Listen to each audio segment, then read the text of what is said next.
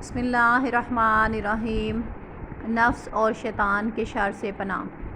اللہم فاطر السماوات والارض عالم الغیب والشہادۃ رب کل شیء ومالکہ اشہد ان لا الہ الا انت اعوذ بک من شر نفسی وشر شیطانی وشرکی۔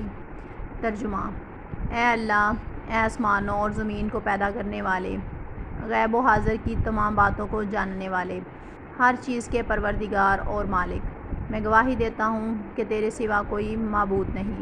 میں تیری پناہ میں آتا ہوں اپنے نفس کے شر سے اور شیطان کے شر اور اس کے شرک میں مبتلا کرنے سے۔